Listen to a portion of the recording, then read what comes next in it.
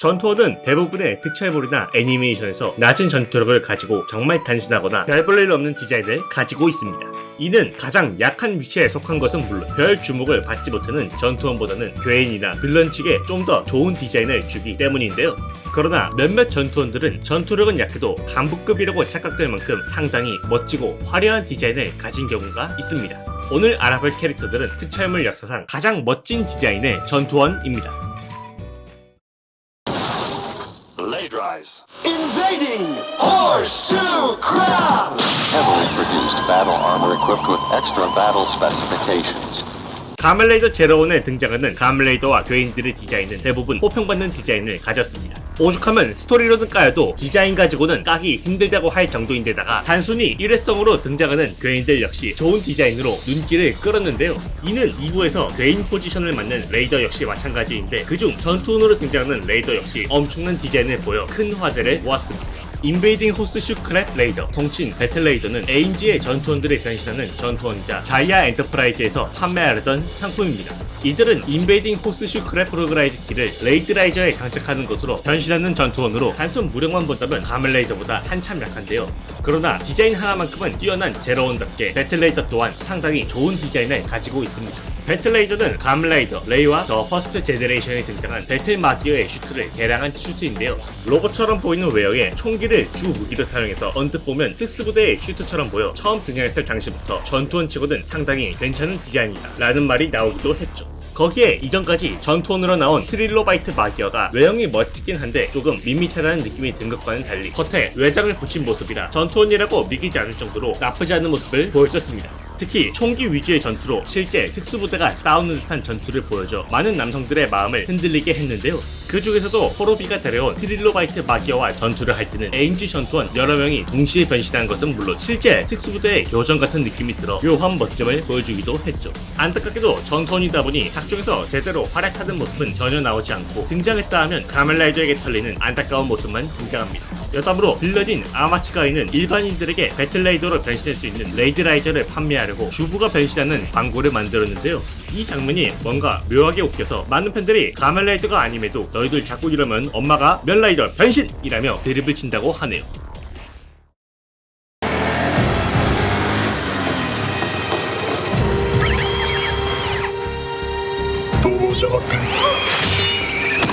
가멜라이더 빌드는 처음 디자인이 공개되었을 때부터 큰 호평을 받은 작품입니다.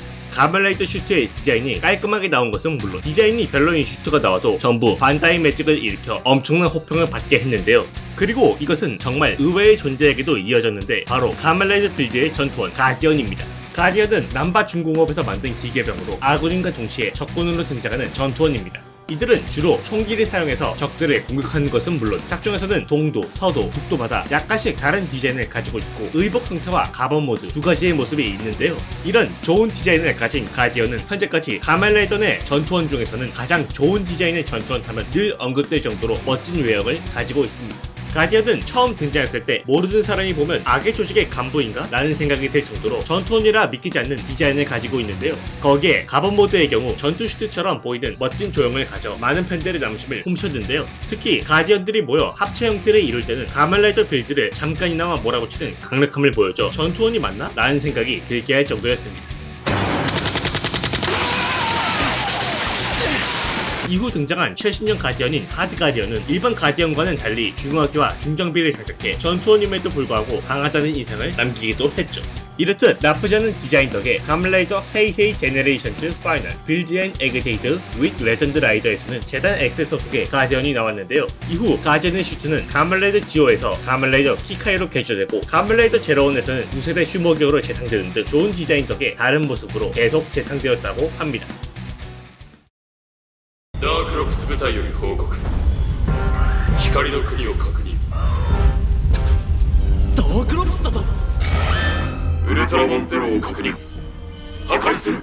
제국 역병 다크로스는 울트라맨 제로 더 무비 초결전 베리알 은하제국에 등장하는 전투원으로 베리알 은하제국에서 만든 안드로이드입니다. 과거에 만들었던 프로토타입인 다크로스 제로의 양사형인 것은 물론 뒷단전을 전제로 하고 있어 단일 개체로는 약한 전투력을 가지고 있는데요. 그러나 다크로스는 작중에서 전투원치고는 인상적인 모습을 보여 많은 팬들의 기억 속에 남았습니다. 다크로스는 현재 많은 인기를 가지고 있는 울트라맨 제로의 모습을 딴 다크로스 제로의 외형을 하고 있기에 기본적으로 외형은 좋은 디자인을 하고 있는데요. 거기에 단순히 외형만이 아니라 제로의 기술 또한 똑같이 가져와 제로가 주로 사용하는 제로 슬러거와 그의 광선기를 카피한 다크로스 슬러거와 다크로스 샷 등을 사용해 전투원치고는 생각보다 강한 모습을 보여줬습니다. 특히 같이 등장한 전투원인 레기오노이드가 상당히 쉽게 터져나가는 모습을 종종 보여준 것과 달리 다수라는 장점을 살려 울트라맨 제로를 아주 잠깐 잡아둔 것은 물론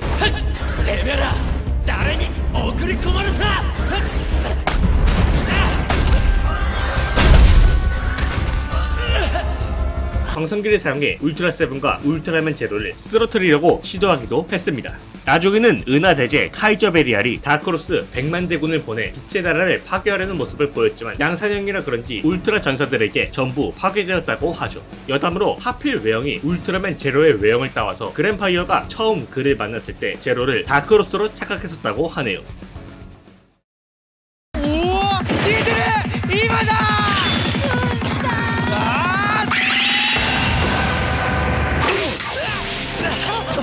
기사령전 대 류소호전은 디자인 하나만 놓고 본다면 기사라는 컨셉에 잘 맞게 좋은 디자인을 가졌습니다.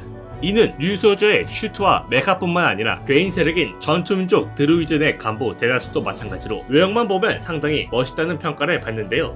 이런 좋은 디자인의 연장선으로 전투원조차 상당히 호평받는 디자인이 나왔습니다. 드룬 병사는 전투민족 드루이든 휘하의 전투원으로 체스의 폰과 중세 기사를 모티브로 만든 전투원인데요.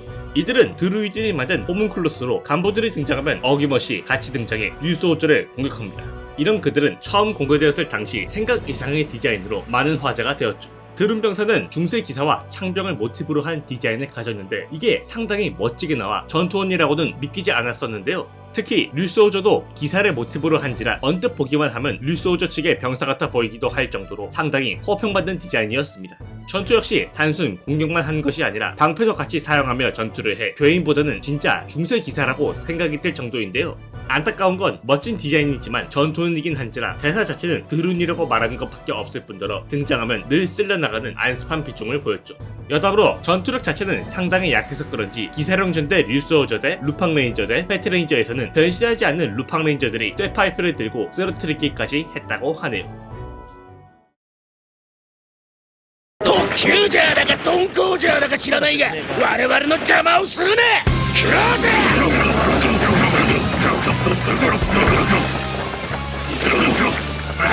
열차전대 토큐전은 슈퍼전대 시리즈 최악의 디자인하면 한 번쯤은 언급되는 전대입니다.